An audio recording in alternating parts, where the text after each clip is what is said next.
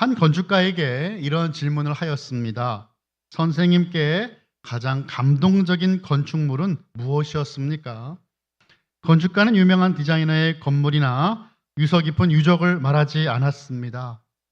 저는 벽돌이 아니라 그 벽돌을 쌓은 사람들을 봅니다. 라고 답을 했다고 합니다. 무슨 의미입니까? 완성된 그 건축물이 아니라 이 건축물을 하나씩 하나씩 지었던 사람들을, 그분들을 자기는 가장 아름답다라고 표현한 것이죠. 그렇습니다. 교회는 건물이 아닙니다.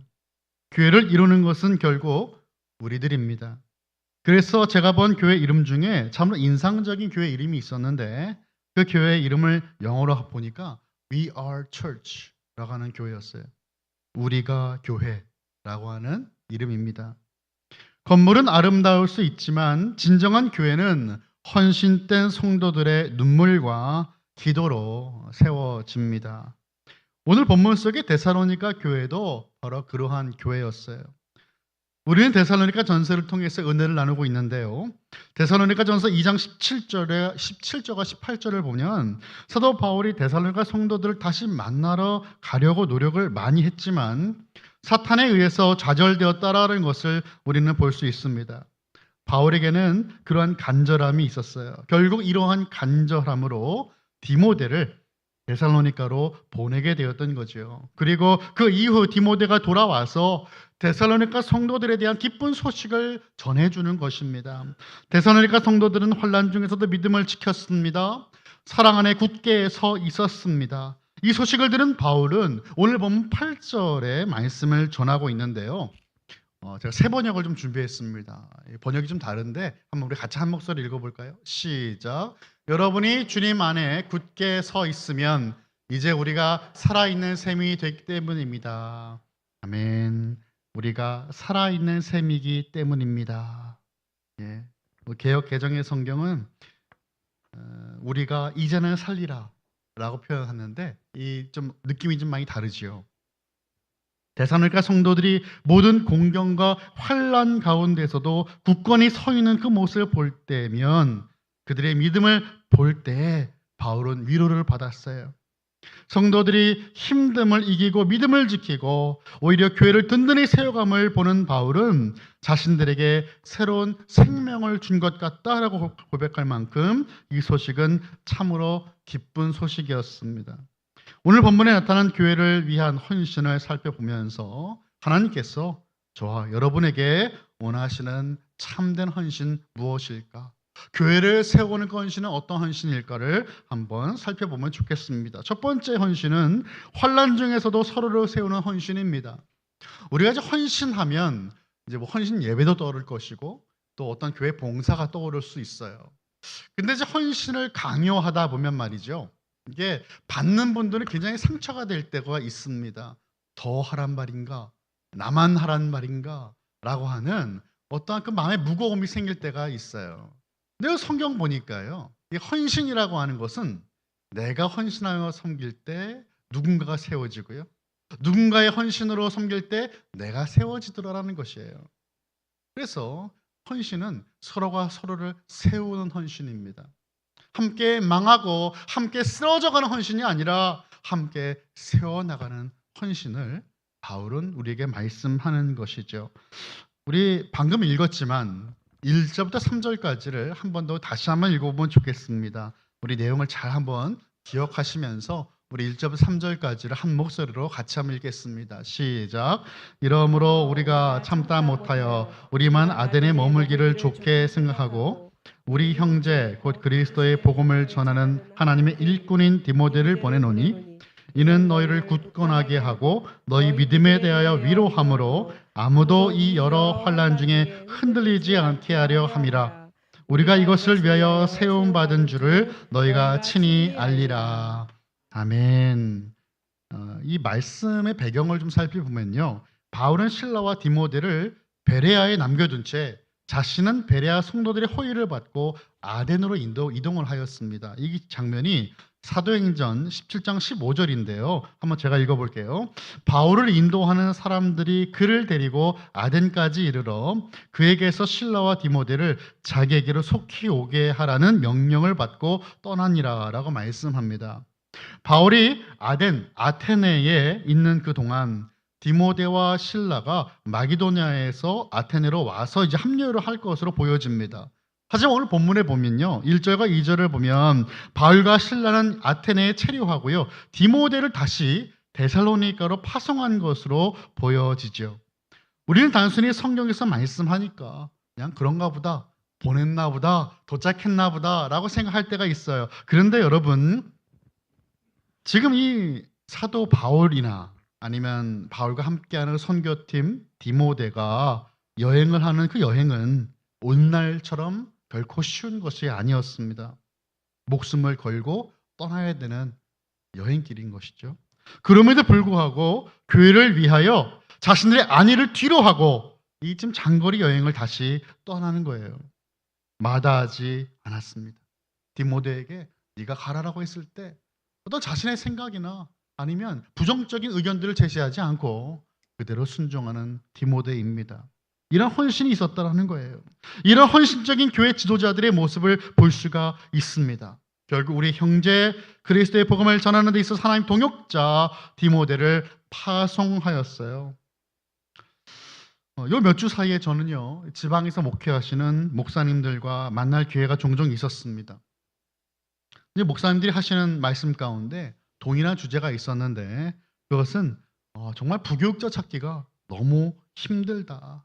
하늘의 별 따기와 같다라고 말씀을 많이 하셨어요.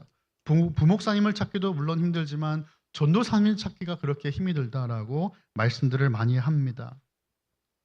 요즘 목사님들이 지방에는 안 간다는 것이죠. 여러 가지 조건들을 따진다라는 거예요.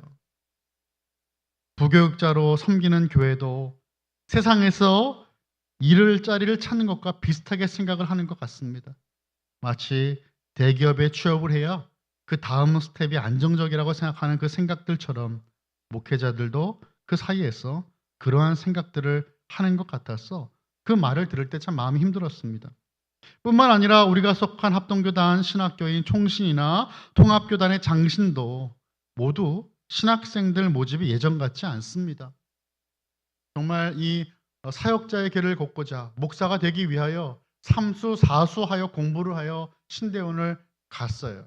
그런데 이제는 그렇지 않아요. 다 미달입니다. 신학생들도 많이 줄었습니다. 신대원 졸업반, 신대원 하면 신학대학원입니다. 신대원을 졸업해야 이제 강도사고시도 보고 목사가 될 수 있는데요. 신대원 졸업반 전도사님들에게 물었다고 합니다. 50%가 넘는 인원이 졸업 후에 자신은 전임 사역하지 않겠다라고 대답을 했다고 해요. 이게 무슨 의미입니까? 자신은 그냥 교회에서 아르바이트식으로 파트타임 사역하고 본업을 따로 갖겠다 이 말입니다. 무엇이 문제입니까? 신대원 지원자가 줄어든 것은 한국교회의 현재 모습을 그대로 반영하여 보여주는 거예요. 우리의 현실이 이렇다라는 거죠. 교회가 이렇다라는 거예요. 신대원 진학을 결심하는 사역자들 절반 이상은요, 청소년기 때 헌신한다고 해요. 여러분 저 때만 해도요, 그 중고등부 수련회 가면 강사 목사님이 항상 마지막 날 밤에 이제 그런 분위기를 조성했어요. 불을 딱 끄고 자 이제 목사가 되고 싶은 사람 이제 손을 들어라. 그리고 이제 선교사로 나갈 사람 손 들어라. 공동체 함께 기도해주고. 저도 그랬습니다. 중학교 1학년 때 겨울 수련회 때였어요. 여러분 이러한 문화들이 점점 줄어들고 사라졌다라는 거예요. 하나님께 나 자신을 드리겠다고 기도해야 되는 그 청소년기 때 세상적인 가치관으로 공부가 가장 중요하고 좋은 대학을 가야 한다고 집에서도 교회를 보내지 않습니다. 학원을 가야 되기 때문에. 주일에도 학원을 보내야 돼서 아이들에게 성경 공부와 훈련을 제대로 시키지 못한다면 여러분 이것이 말이 됩니까? 그 열매를 우리가 지금 보고 있는 것입니다. 그 중에 가장 거룩하게 구별된 이들이 신학교를 진학하는데 그들도 사역을 앞으로 온전히 하지 않겠다라고 하는 것이에요. 하나님께 모든 것을 내어드리는 신앙의 선배들을 보지 못한 겁니다. 보지 못했기 때문에 어떻게 하나님을 섬겨야 되는지 모르는 거예요. 우리 그런 말들 많이 합니다. 교회에 있다 보면 우리 젊은 세대들이 우리랑 같지 않다. 옛날에는 참 열심히 교회를 섬기는 적이 있었는데 요즘 청년들은 다음 세대들은 그렇지 않은 것 같다. 왜 그럴까요? 한번 생각을 해보기 원합니다. 보지 못한 거예요. 청년들은 보지 못한 거예요. 정말로 하나님 앞에 성경이 나와 있는 이 사도들과 예수 그리스도의 제자와 예수님에게 헌신을 온전히 본받고 따라가는 성도들을, 장로님을, 권사님을, 집사님을, 선생님을, 목사님을 보지 못했다라는 것입니다. 이것이 정말 마음이 아픈 것이에요. 신학교 교육 3년입니다, 여러분. 신학대학원 3년이에요. 그 3년의 시간 가운데 많은 훈련을 받지만 이것을 목사가 되는 것이 아니고 평생 동안 섬겼던 모교회를 통해서 목회자가 세워지는 거예요. 저도 그렇게 교육을 받았어요. 우리는 칼빈 교회 아닙니까? 칼빈 신학교 안에 있는 한국을 대표하는 장로 교회라고 저는 믿어요. 우리 교회를 통해서 다음 세대가 더욱더 든든히 세워지기를 소원합니다.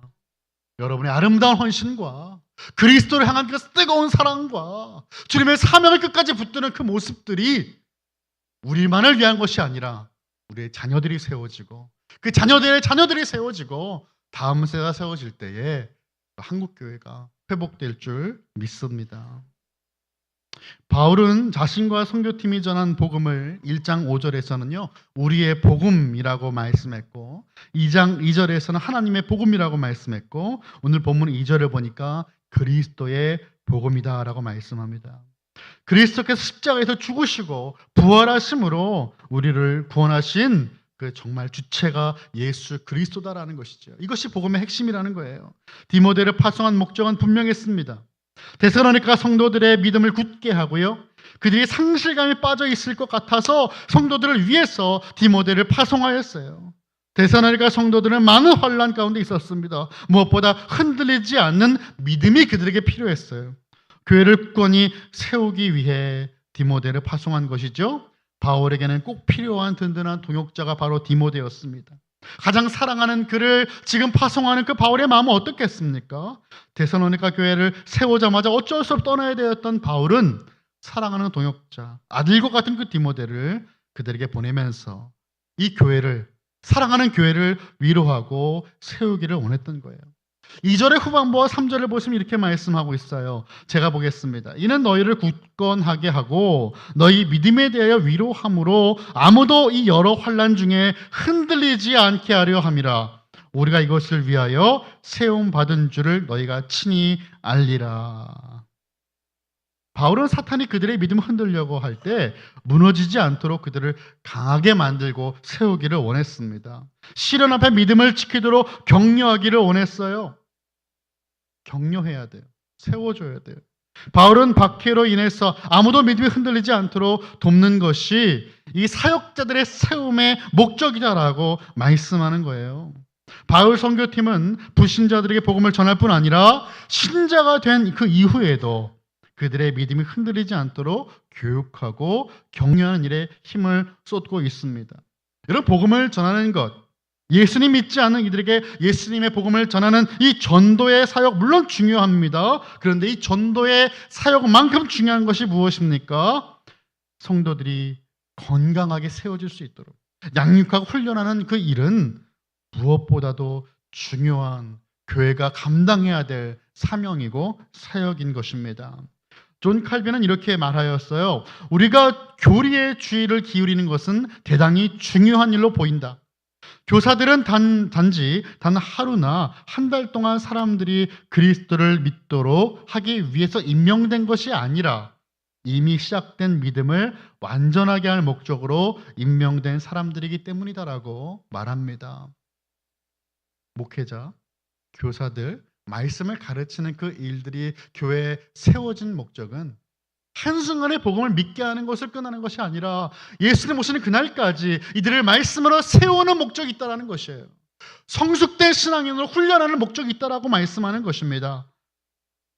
교회에서 성도를 더욱 성숙하게 말씀으로 양육하고 훈련하는 것은 교회를 위해 성도들이 헌신할 수 있는 수준으로 세우는 아름다운 사명입니다. 자, 두 번째 헌신은 바로 살맛 나게 하는 헌신입니다. 살맛 나게 하는 헌신. 우리 한번 같이 읽어볼까요? 시작. 살맛 나게 하는 헌신. 아멘. 그렇습니다. 여러분 언제 살맛 난다라고 표현하세요? 살맛이 언제 나죠? 걱정과 근심이 쌓여서 정말로 죽을 만큼 힘들 때 이 한 줄기의 빛처럼 다가오는 이 문제 해결을 보면서 우리는 숨통이 트이고 살맛 난다라고 표현하지 않겠어요? 데살로니가 전서는 디모데의 귀환 돌아온 그 이후 직후에 고린도에서 쓰여졌을 것입니다. 마음에 근심과 걱정을 갖고 있었던 바울은 디모데가 가져온 좋은 소식을 듣고요, 기쁨의 환호를 질렀을 거예요. 디모데가 가져온 소식은 총 두 가지였는데, 좋은 소식을 전하다라고 하는 헬라어 동사를 보니까요, 이 목적어가 두 개예요. 6절을 우리 한번 같이 읽어보겠습니다. 시작. 지금은 디모데가 너에게로부터 와서 너희 믿음과 사랑의 기쁜 소식을 우리에게 전하고 또 너희가 항상 우리를 잘 생각하여 우리가 너희를 간절히 보고자 함과 같이 너희도 우리를 간절히 보고자 한다 하니. 아멘. 첫 번째 소식은 그들이 영적으로 믿음과 사랑에 충만하다라는 것이었어요. 영적으로 믿음과 사랑에 충만하다. 믿음은 데살로니가 전서에서 8번이 등장하고요, 사랑은 7번이 등장합니다. 그러니까 거의 비슷하게 등장하는 거예요. 데살로니가 성도들은 그리스도인으로서의 삶에 faithful, 신실했어요. 박해로 인해 낙담하지 않았고 서로 사랑하였으며 그리스도께 신실하고 충성된 삶의 태도를 보였습니다. 믿음과 이 사랑은 아주 서로 밀접한 관계 속에 제시된 경우가 많이 있어요. 이 갈라디아서 5장 6절이 그 한 예인데, 우리 화면을 보시고 같이 읽어볼까요? 시작. 그리스도 예수 안에서는 할례나 무할례나 효력이 없으되 사랑으로서 역사하는 믿음뿐이니라. 아멘. 말씀 보니까요, 하나님에 대한 믿음이 형제들과 이 지금 전도자들 향한 사랑에서 확인될 수 있는 거예요. 사랑으로서 역사하는 믿음. 여러분, 사랑의 수고를 기억하시죠?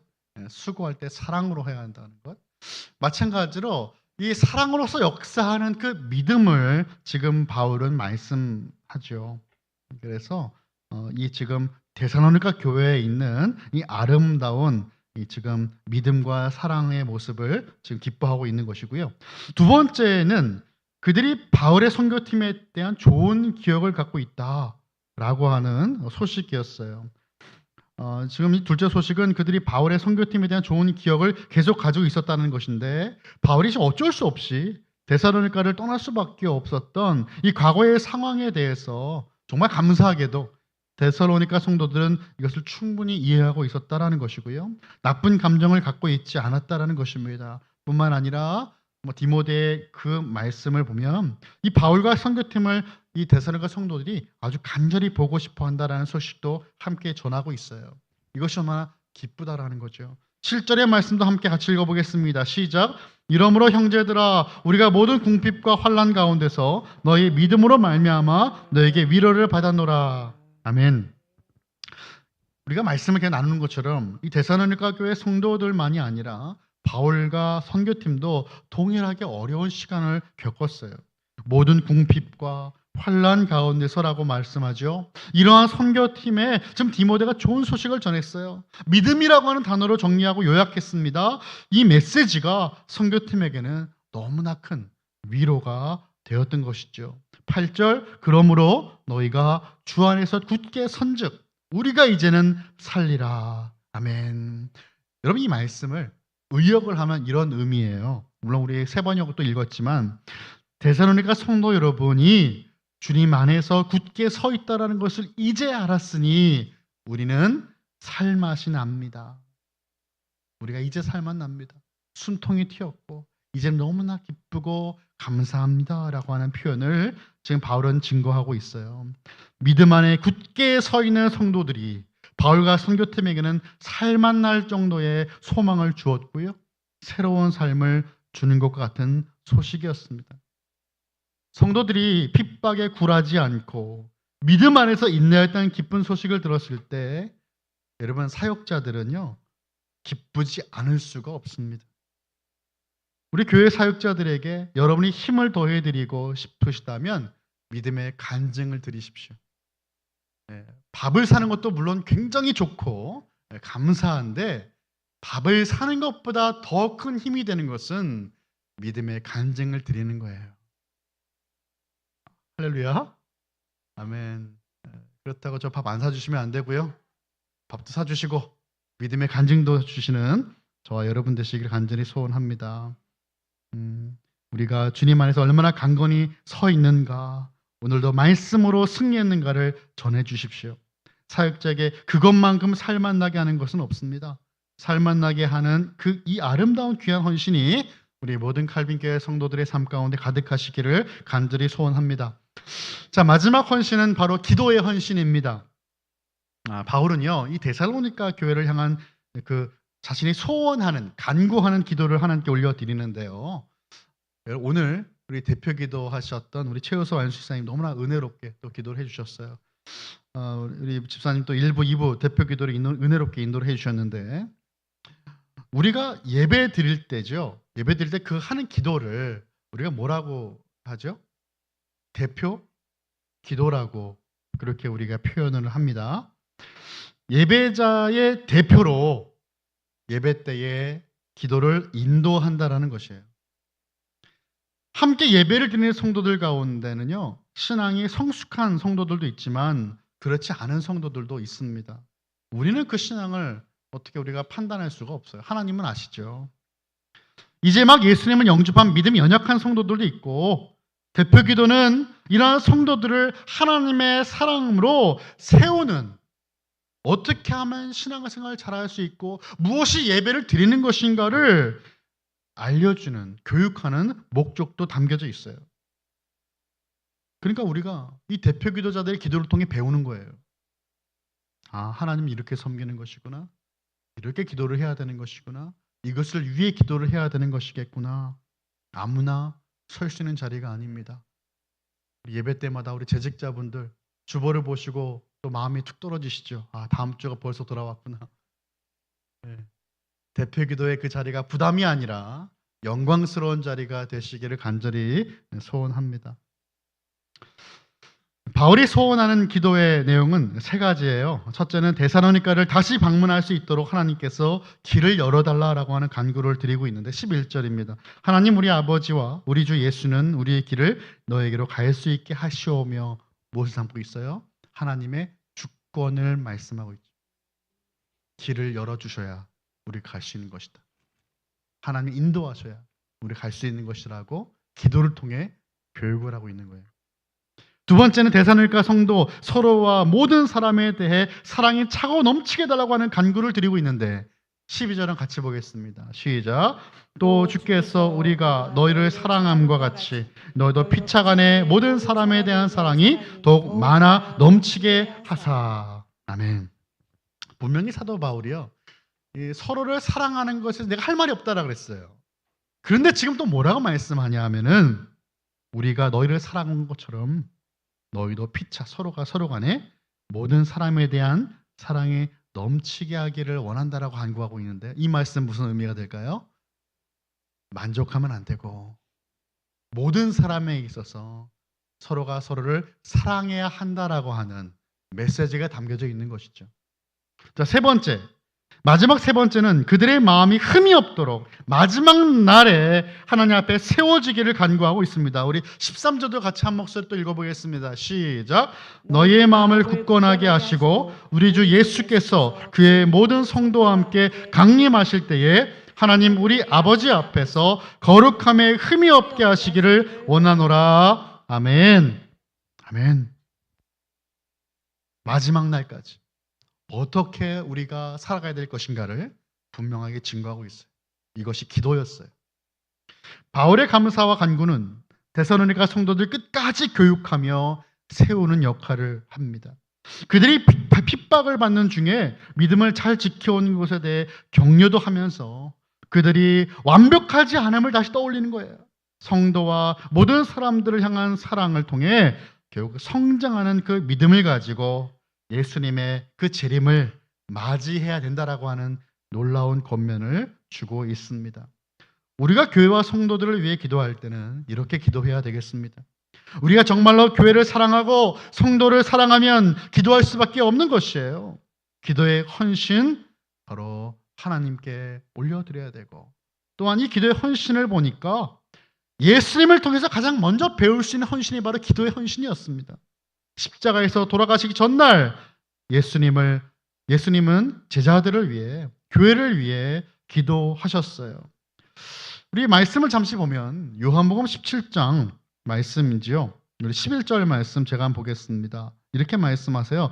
나는 세상에 더 있지 아니하오나 그들은 세상에 있어 없고 나는 아버지께로 가옵나니 거룩하신 아버지여 내게 주신 아버지의 이름으로 그들을 보존하사 그들은 제자들입니다. 우리와 같이 우리는 성삼위 하나님, 그들도 제자들이죠. 하나가 되게 하옵소서라고 기도하셨어요. 제자들을 위해서 기도하셨어요. 십자가 달려 돌아가시기 전날 밤에 말이죠. 그리고 또 이어서 20절의 말씀 우리 화면을 보시고 함께 보겠습니다. 시작. 내가 비옵는 것은 이 사람들만 위함이 아니요 또 그들의 말로 말미암아 나를 믿는 사람들도 위함이니. 아멘. 맨 처음에 나오는 이 사람들은 제자들이지만 그 뒤에 나오는 믿는 사람들은 누굽니까? 저와 여러분이죠. 예수 그리스도의 몸된 교회를 위해서 우리 주님은 기도하신 것입니다. 예수님의 헌신이야말로 우리가 따라야 될 놀라운 헌신인 것이에요. 영국의 캠브리지 대학에 C.T. 스터드라고 하는 학생이 있었습니다. 그는 학교에서 수석을 달리는 우수한 학생이었을 뿐 아니라 아주 탁월한 운동선수였어요. 크리켓 선수였습니다. 그는 크리켓으로 영국 전국체전 시합에서 금메달을 따기도 했는데요. 그에게는 보장된 출세의 길이 열려 있었습니다. 어느 날 그는 캠퍼스 집회에 참여했다가 복음을 깨닫고 예수 그리스도를 영접하게 되었습니다. 그리고 그는 선교사로 헌신을 했어요. 중국으로 가겠노라 선포합니다. 그리스도를 위한 열정 때문에 부와 명예 모두를 포기하고 중국 땅으로 갔습니다. 중국에서 10여 년을 섬긴 뒤에 그의 육신은 생명의 위협을 느낄 정도로 아주 약해져 있었어요. 영국으로 돌아와 투병 생활을 하던 중 그는 다시 아프리카로 가기로 결심을 합니다. 주위의 모든 사람이 제정신이 아닌 결정이라고 하면서 선교사님을 만류했습니다. 이때 스터드 선교사님은 모든 시대를 살아가는 그리스도인들에게 의미 있는 말을 남겼습니다. 하나님의 아들 예수 그리스도가 이 땅에 오셔서 날 구원하시기 위해서 십자가에서 죽으신 것이 참으로 사실이라면 내가 그를 위해 바치는 희생은 그 어떠한 것도 지나친 희생이 될 수 없습니다. 이것이 참된 희생이고 헌신일 것입니다. 말씀을 정리합니다. 교회는 그리스도의 몸된 공동체입니다. 비록 교회가 점점 약해지는 것처럼 보여지고 주님의 교회가 많은 지탄을 받는 것처럼 보여도 결코 주님의 교회는 무너질 수 없습니다. 그렇다면 우리들은 교회가 교회다운 모습으로 회복될 수 있도록 무엇을 할 수 있습니까? 그냥 지켜보는 것입니까? 예전 성도들의 모습이 아니라며 판단하고 손가락질할 것입니까? 시대가 변했으니 어쩔 수 없다라고 하실 것입니까? C.T. 스터드 선교사님의 말씀처럼 하나님의 아들 예수 그리스도가 이 땅에 오셔서 날 구원하시기 위해 십자가에 죽으신 것이 정말로 사실이라면 우리가 주님을 위해 드리는 그 어떠한 헌신과 희생은 아무것도 아니라는 것입니다. 예수님의 희생을 다시금 바라보며 교회를 사랑하고 교회를 든든히 세워 나가는 아름다운 헌신을 드릴 수 있는 저와 여러분, 우리 모든 칼빈의 가족 다 되시기를 예수 그리스도 이름으로 간절히 축원합니다.